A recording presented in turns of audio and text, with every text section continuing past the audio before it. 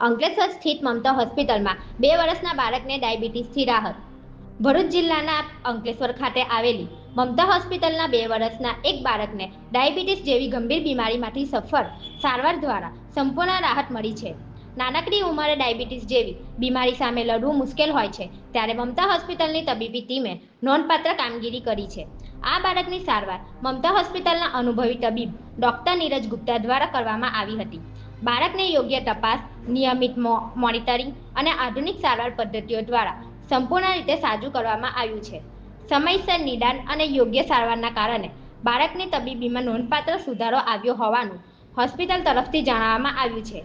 બાળકના પરિવારજનોએ ડોક્ટર નીરજ ગુપ્તા તેમજ મમતા હોસ્પિટલની સમગ્ર ટીમનો આભાર વ્યક્ત કર્યો છે. આ ઘટનાથી પાનોલી સહિત આસપાસના વિસ્તારોમાં મમતા હોસ્પિટલ પર લોકોનો વિશ્વાસ વધુ મજબૂત બન્યો છે. હેલો, મારું નામ દીપિકા અરવિંદભાઈ વસાવા છે. હું પાનોલી ગામની રહેવાસી છું અને મારું છોકરાને ડાયાબિટીસ સુગરની બીમારી છે અને હું મમતા હોસ્પિટલમાંથી છું. છોકરુંની કન્ડિશન બહુ જ ખરાબ હતી, પણ મમતા હોસ્પિટલમાં આવ્યા એટલે છોકરુને 2 દિવસમાં ફરક પડી ગયો. હવે મારું છોકરું એમ હેલ્ધી છે, પણ મારી પાસે આયુષ્માન કાર્ડ પણ નથી અને ડૉક્ટર સાહેબે બધું ફ્રીમાં ટ્રીટમેન્ટ કર્યું છે મારા છોકરાનું. એ ટ્રીટમેન્ટ બંધ નથી કર્યું, ચાલુ રાખ્યું હતું. એમ હું તો એમ કહેવા માગું કે જન્મ ભલે મેં આપ્યો, પણ જીવનદાન ડૉક્ટર સાહેબે આપ્યું મારા છોકરાને. એટલે મારો છોકરો અટેક હોઈ ગયેલું હતું, જો એની આવી હતો.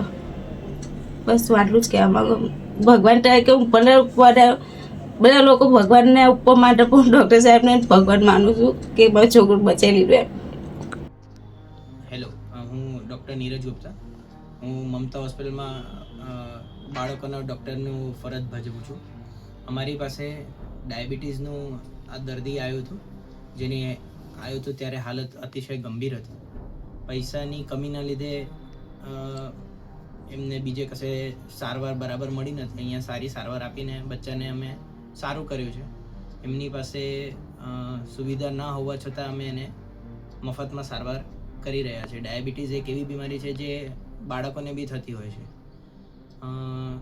ડૉક્ટરોને આમ ભગવાન કહેવામાં આવે, પણ અમે ભગવાન એકચ્યુઅલી નથી. અમે બી ઇન્સાન જ છીએ, અમે બી મનુષ્ય જ છીએ. અને આમ ઇન્સાનિયત બતાવીને અમે આ બાળકને આજે સાજું કરીને એમના ખોળામાં બચ્ચું રમતું જોઈને એ અમને ખુશી વ્યક્ત કરવા માટે આ વિડીયો અમે અપલોડ કરાવીએ છીએ.